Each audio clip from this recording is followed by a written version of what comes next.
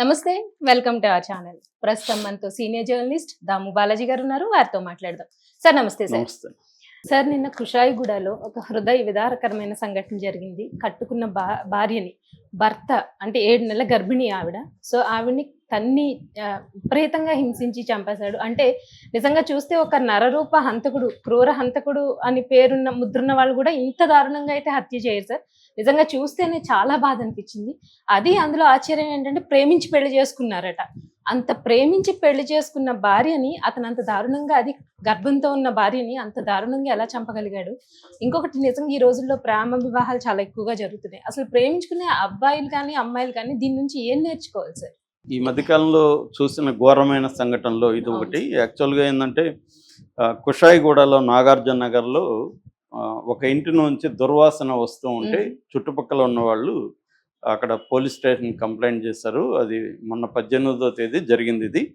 So పోలీసులు వచ్చి Kushaiguda CI Anjaiah ఆధ్వర్యంలో పోలీసులు వెళ్ళి ఆ ఇంటికి వెళ్ళి తలుపులు బద్దలు కొట్టి చూస్తే లోపల అత్యంత దారుణంగా ఒక 23 ఏళ్ళు వయసున్న 23, 24 ఏళ్ల వయసున్న ప్రెగ్నెంట్ ఉమెన్ గర్భం అంతా విచ్చిత్తైపోయి పిండం బయటకు వచ్చేసి శిశువు అతి దారుణమైన కండిషన్లో చనిపోయి ఉన్నింది. దాంతో వాళ్ళు ఇది ఎవరు ఏమని చూసినప్పుడు వీళ్ళ హస్బెండే చేస్తుంటాడు అనుకొని వాళ్ళు అతన్ని పట్టుకొని విచారించారు. విచారిస్తే డెలివరీ బాయ్గా పనిచేసిన సత్యనారాయణ అనే అబ్బాయి ఈ పని చేసినట్టుగా అర్థమవుతుంది. సో ఏంటి కేసు అనుకున్నప్పుడు ఈ అమ్మాయి పేరు ఠాగూర్ స్నేహ. ఈ అమ్మాయి కాఫ్రా గాంధీనగర్లో ఉండేది. ఈ అబ్బాయి పేరేమో అతిపాముల సత్యనారాయణ. వీడు కాచిగూడలో ఉండేవాడు. సో వీళ్ళిద్దరూ ఇన్స్టాగ్రామ్లో పరిచయం అయ్యి 2021లో పరిచయం అయ్యి లవ్ ఏర్పడింది. లవ్ ఏర్పడినాక 2022లో వీళ్ళు పెళ్లి చేసుకుందాం అనుకున్నారు. కాకపోతే ఆ అబ్బాయి వాళ్ళ పేరెంట్స్ ఒప్పుకోలేదు, అమ్మాయి వాళ్ళ పేరెంట్స్ ఒప్పుకున్నారు. సో ఆ అబ్బాయి పేరెంట్స్ని వ్యతిరేకించి పెళ్లి చేసుకొని వీళ్ళిద్దరూ కాపురం పెట్టారు.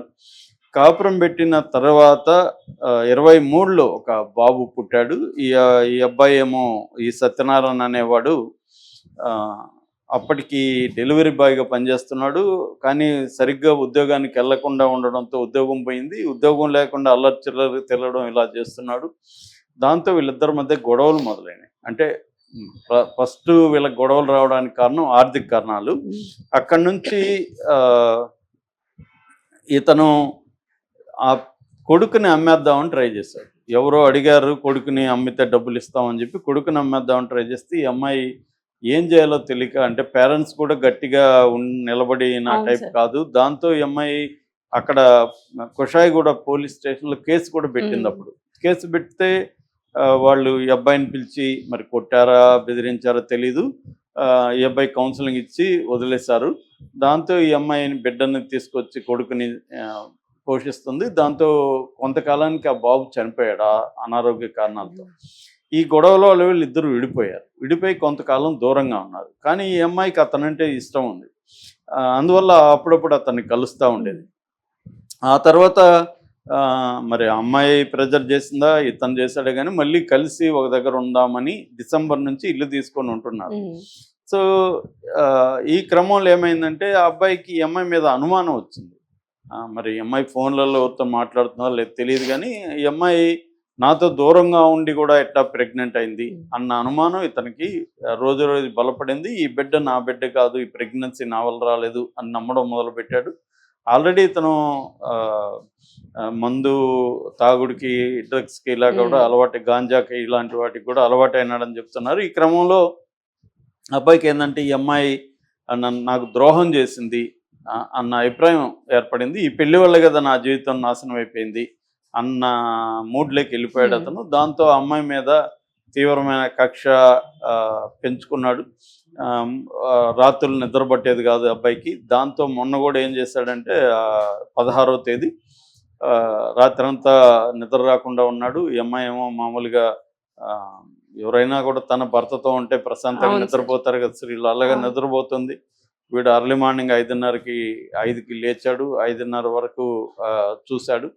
5:30కి ఆ అమ్మాయి దిండుని ముఖం మీద వేసి దిండుని కప్పి పొట్ట మీద భయంకరంగా కొట్టాడు. దాంతో అబార్షన్ అయిపోయింది.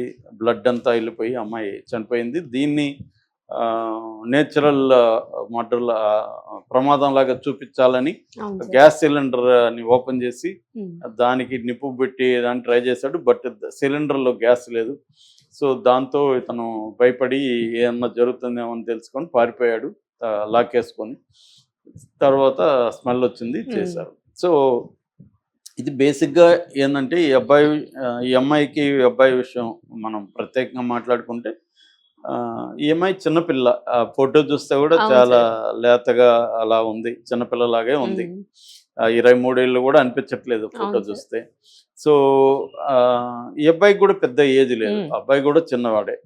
సో ఇలాంటి కాంటెక్స్ట్లో ఇండియాలో వరల్డ్ వైడ్ పక్కన పెడితే ఇండియాలో ఈ మధ్యకాలంలో లవర్స్ పెళ్లి చేసుకోవడం, వాళ్ళ మధ్య గొడవలు రావడం, భార్య భర్తను చంపేసిన సంఘటనలు కూడా పెరుగుతున్నాయి. ప్రియుడి కోసం ఇంకోటి కోసం భర్తను చంపేయడం, భార్యల్ని భర్తలు చంపేయడం కూడా బాగా పెరుగుతుంది. ఎందుకు ఇలాంటివి జరుగుతున్నాయి? అది కూడా ఇంత క్రూయల్గా. ఈ అబ్బాయి చూస్తే ఒక నరరూప రాక్షసుడు చంపినట్టు ఉంది తప్ప తను ప్రేమించాడు, వెంటపడ్డాడు, ఎన్నో రాత్రులు నిద్రపోకుండా అమ్మాయి కోసం కలలుగానే ఉంటాడు. తన భవిష్యత్తు జీవితం అమ్మాయితో ఉండాలని ఆ కలలు అవన్నీ కనింటే కదా ఫైట్ చేసి పెళ్లి చేసుకున్నాం. అలాంటి స్థాయి నుంచి ఒక అత్యంత దారుణంగా అమ్మాయి ప్రెగ్నెంట్ అని కూడా చూడకుండా ఆ స్థాయికి ఎందుకు వెళ్ళాడు అనేది ఇవాళ అందరినీ వేధిస్తున్న ప్రశ్న. దీనికి అంటే ఇది ఫస్ట్ టైం కాదు, ఇలాంటివి మనకి మధ్యకాలంలో ఇది మనకి ఫస్ట్ టైంగా కనిపిస్తుంది. కానీ చాలా ఇంతకంటే క్రూయల్గా కూడా ముక్కలు చేసి కూడా ఫ్రిడ్జ్ల్లో పెట్టి ఇలాగా చేస్తున్నారు.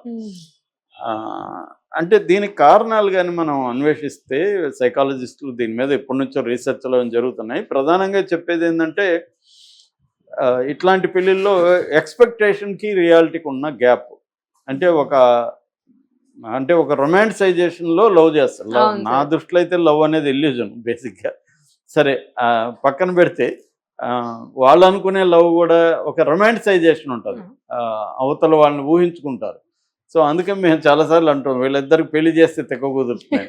ఎందుకంటే ప్రేమించేటప్పుడు రొమాంటిక్ ఉంటుంది, పెళ్లి చేసుకున్నప్పుడు 4 రోజుల తర్వాత వాళ్ళకి ఏం కావాలి, ఇంట్లో ఫుడ్ కావాలి, అవసరాలు కావాలి, గూడు కూడా గుడ్డ మినిమం అవసరాలు. దాని తర్వాత అంటే 3 రకాల అవసరాలు ఉంటాయి మనిషికి. ఒకటి లివింగ్ నీడ్స్ అంటారు. లివింగ్ నీడ్స్ అంటే కూడు కూడా బేసిక్. లివింగ్ నీడ్స్ ఫుల్ఫిల్ చేయడానికి లైవ్లీహుడ్ నీడ్స్ అంటే ఉద్యోగము, పనో ఇంకోటో చేసి సంపాదించాలి. 3వది లైఫ్ స్టైల్ నీడ్స్. ఈ 3 రకాల నీడ్స్ ప్రతి మనిషికి ఉంటాయి. అన్నిటికంటే ఇంపార్టెంట్ లివింగ్ నీడ్స్, కూడు గుడ్డ. ఇక్కడ గొడవలు మొదలవుతాయి. ఆ అమ్మాయి ఏమో ఎంత ప్రేమను భోంచేయలేరు కదా, ప్రేమని తాగలేరు, ప్రేమతో బతకలేరు. కాబట్టి అవన్నీ ఉండి కొంత కంఫర్టబుల్గా ఉంటే వేరే రకమైన ఇష్యూస్ వస్తాయి.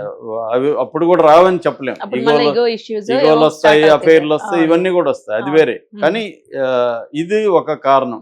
అంటే ఎక్స్పెక్టేషన్కి రియాలిటీకి మధ్య, రొమాంటిసైజేషన్కి రియాలిటీకి మధ్య ఉండే తేడా తెలుసుకోకుండా ఈ ఏజ్లో దిగేయడం.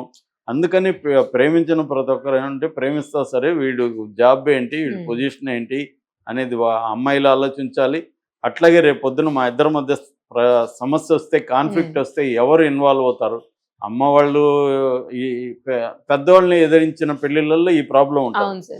కనీసం పెద్దవాళ్ళు కుదిర్చిన దాంట్లో కనీసం వాళ్ళు ఇన్వాల్వ్ అవుతారు. అదేదో సామెత ఉంది, పెళ్లి అదే అరేంజ్డ్ మ్యారేజ్ అంటే మన గొంత వేరే వాళ్ళు తవ్వుతారు, మన లవ్ మ్యారేజ్ అయితే మన గొంత మనమే తవ్వుకుంటాం. సో వేరే వాళ్ళు తవ్వినప్పుడు కనీసం ఆ బాధ్యత ఫీల్ అవుతారు, మన గొంత ఏదైనా గొంతే అని. అది వేరే విషయం. పెళ్లి అంటే పెళ్లి అన్నా 2 వ్యక్తులు జీవించాలి కాబట్టి కొంత కాంప్రమైజెస్ అవసరం, కష్టపడడం కూడా అవసరం. ఇంతకు ముందు ఉన్న ఫ్రీడమ్ పోతుంది. సో అది ఒకటి అనమాట. రెండవ కారణం ఏంటంటే సోషల్ ప్రెజర్ అండి. మన ఇద్దరిని మన చావేదో మనం చేస్తా ఉంటే పక్కనోడు ఒప్పుకోడు కదా, వాడు రెచ్చగొడుతుంటాడు, లేకపోతే ఏదో ఒకటి అంటుంటారు. సో మనల్ని మొత్తం సమాజం వ్యాలిడేషన్ చేస్తూ ఉంటుంది. ఇప్పుడు ఎవరికన్నా మా ఊర్లో కూడా పాత ఎవరైనా ఫోన్ చేస్తే